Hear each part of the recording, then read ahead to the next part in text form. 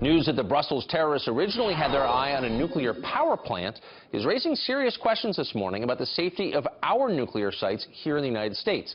In 2014, the Daily Caller exposed how easy it is to enter the Calvert Cliffs nuclear plant in Maryland, that's right outside Washington, without ever coming into contact with any security of any kind. How dangerous is a situation like this? Can it be fixed? Should we worry about it? Joining me now, the coordinator for the Nuclear Proliferation Prevention Project, the NPPP, and a professor at the LBJ School of Public Affairs at the University of Texas, Alan Kuperman. Alan, it's great to see you this morning. Thanks for coming on.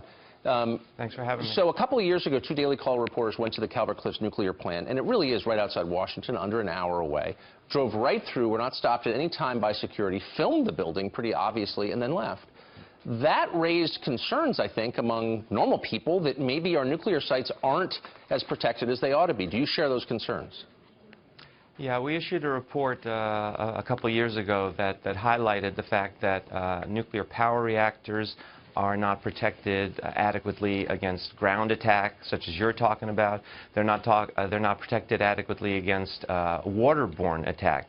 Many of these reactors have inlets on bodies of water, and you can just ride a boat right up to that inlet and cut off the water, and that could lead to a meltdown of the nuclear reactor. They're also not protected against airplane attacks, such as happened on 9/11.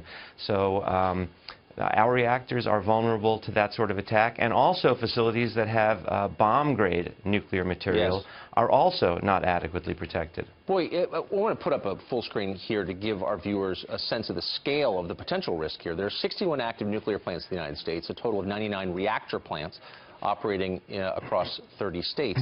If you and I were to compose a list of sites that are vulnerable to terrorism and that we really wanted to protect above all, you'd think that nuclear power plants would be at the very top of that list. So what does this say about all the other potential sites? If they're not adequately protected, what about everything else?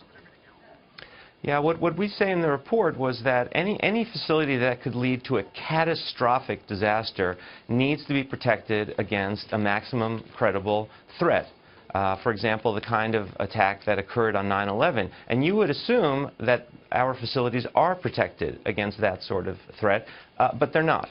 And the reason is that the industry says it would be too expensive to protect against that sort of attack, so it's the responsibility of the government to do it.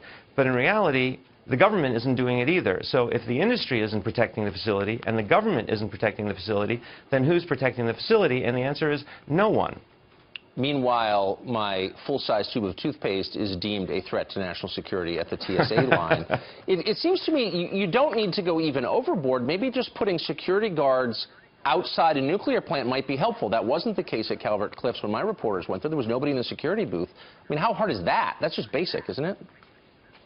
Well, these sorts of facilities have an outer perimeter and then they have an inner perimeter, and it's unfortunate that the outer perimeter isn't guarded, but generally the inner perimeter is guarded.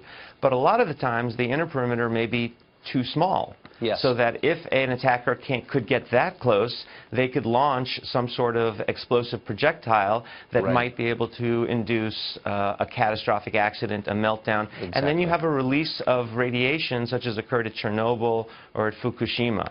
That would be a disaster. Well, it would be. And then you have the... Yeah.